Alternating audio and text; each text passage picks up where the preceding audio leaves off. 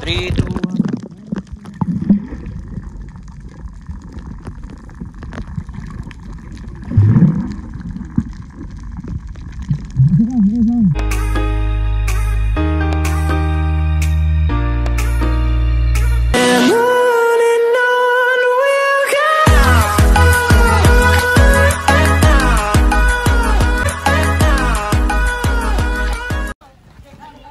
Hello guys! Nandito na kami sa Oslob, Cebu.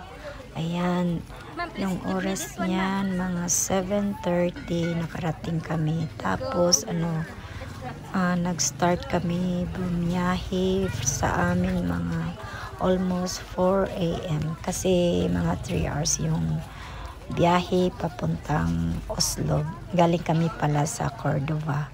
So ayan guys, madami na ang tao nakapila. Tsaka ang entrance fee pala niya is 500 each.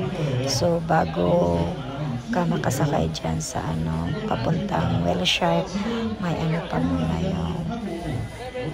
may mga briefing kung ano ang gagawin, yung mga do and don'ts na pag nandoon ka na sa Whale Shark. So madaming mga bawal at hindi pwede gagawin. So ayan guys, nasa loob na kami ng bangka.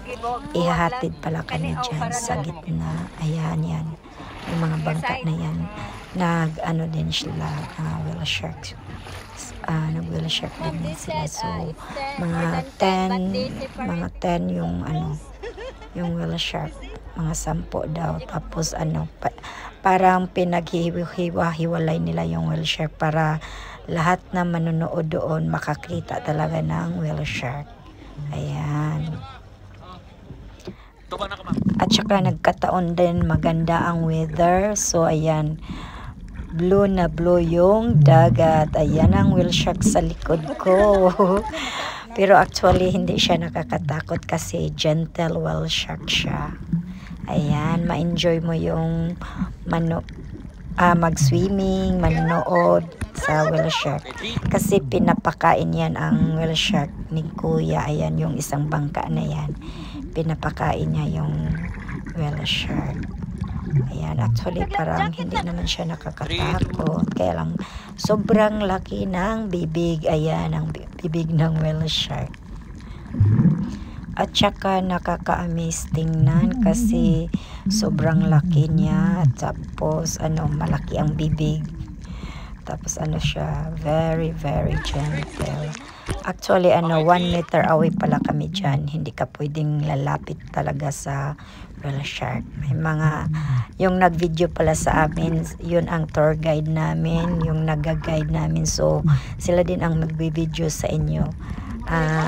At saka ang ganda ng kuha din ni Kuya. Yan, ang galing din ni Kuya. Alam nyo ba, nakailang na kami lusong sa tubig. Si Kuya nandoon lang sa ilalim ng dagat. Nag-steady lang siya doon. Ang haba ng niya, yung breathing niya sa ilalim ng dagat. Grabe. So ayan ang Whale Shark guys. Sobrang laki niya. Ayan. Diba? Gentle lang siya. Try nyo tong i-experience guys dito sa Cebu. Isa ito sa tourist spot dito sa Oslob, Cebu. Yung Whale Shark. Tsaka kahit manood ka lang sa bangka or mag-swimming na ganyan, ang entrance is 50 pa rin yung bayad. So ayan, lang pala is 15 minutes. Okay, 3. Ayan, kami na yan lahat ng pamilya ko. Ayan yung mama ko. 72 years old, kayang-kaya pa makipag-Whale Shark. Yan dyan din ang mga anak ko at saka pamangkin ko. Ayan. Enjoy kami sa Whale Shark namin kasi sobrang ganda at saka ang ganda ng weather. Ayan, diba? Nag-free dive kami pala dito. Kasi gusto din namin mag-free dive. Ayan, akala mo marunong kaming lumangoy. Actually guys, may suot kami dyan na life vest. at saka may goggle. Kaya lang tinanggal namin ang life vest para makalusong kami sa ilalim ng dagat, kasi pag may life vest ka, lulutang ka lang sa baba sa dagat, hindi ka makarating sa ilalim. So pag wala kang life vest, pwede ka makaano sa ilalim ng dagat. Ayan, kaya tinanggal namin ang life vest para ma-enjoy mo yung swimming. Kasi ano naman, pwede ka naman humawak sa sa bangka. Ayan, enjoy na enjoy ang swimming namin. Ayan, best experience talaga namin to, buong pamilya na nag-share kami. Ayan.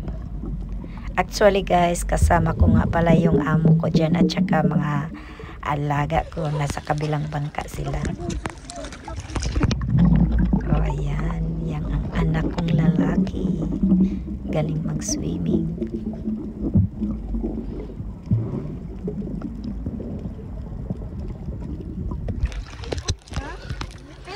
So ayan guys, pabalik na kami. So 15 minutes we're watching lang siya. Tapos pabalik na kami, pupunta na kami sa Somelon Island. So ayan, nandito na kami sa bangka. Nagbayad kami ng 200 each.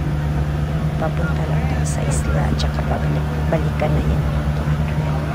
So kahit anong ilang oras ka pa doon magtambay, okay lang. Ayan. At tsaka pagbalik mo, hanap mo na lang yung bangka na yan, kasi sila din ang susundo sa iyo pabalik. Siguro mga lang siya, 15 to 20 minutes away from the main papuntang isla.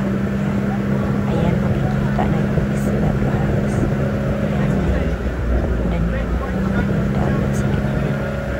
Green. At saka na siya, white sand dyan. Hindi naman siya nakakatakot kasi malaki ang bangka sinasakyan namin. Tapos mabilis din ang niya. So ayan, nandito na kami. Yan, tapos maglalakad kami papunta doon sa kabilang side kasi nandoon yung sandbar ng Somelon Island. So ayan, baba kami. Ang pagkaon hindi ha. Pagbaba namin may sasakay din ito. Wait. So ayan, ito nga pala yung Somelon Island guys. Ang ganda-ganda talaga niya. Blue water, Somelon Island. Ayan, enjoy nyo yung view guys. Okay. Tsaka sobrang init pala niya. Nagtambay muna kami dyan sa taas kasi may mga niyog. At tsaka ano din pala, may toilet din dyan. Actually may resort dyan eh. May private resort. Medyo kamahalan. May kamahalan yung niya, per night. So ayan, daming naliligo. Puting-puti yung buhangin guys. Hi guys, now we are here in Somelon Island. The weather is so nice. And the sandbar, see the color of the sea, ang kulay ng dagat, my green, my blue. Yan.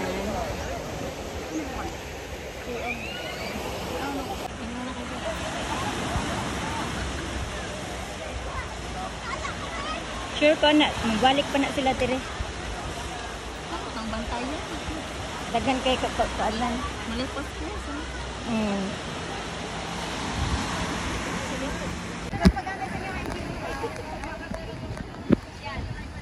Picture mo ako dito, mga. Yes, ate.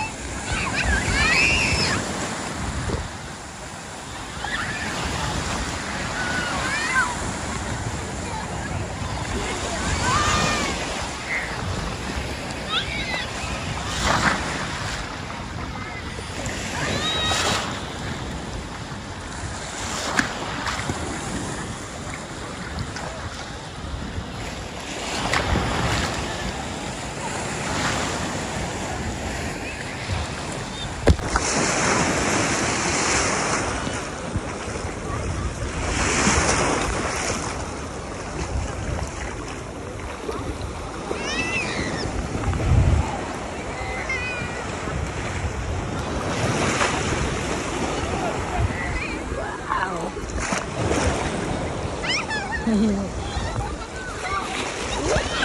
the wave!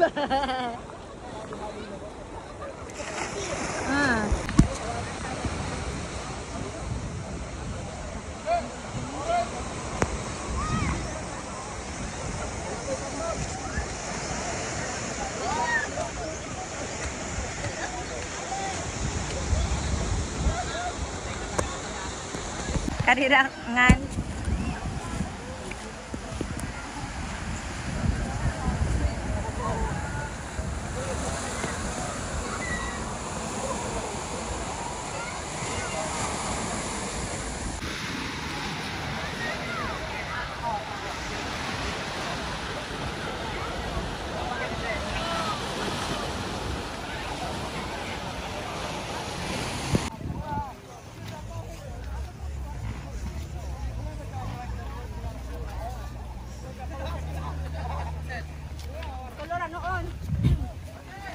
Nanay, orange te? Oo, padulong pa ma. Ah, okay.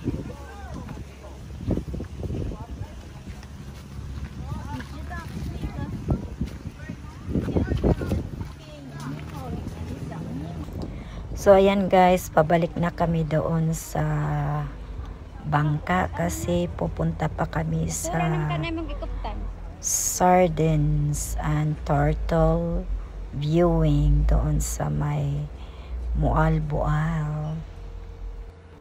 Thank you for watching guys. Don't forget to like, comment, share, and click the notification bell so that you will notify for my next video. Bye!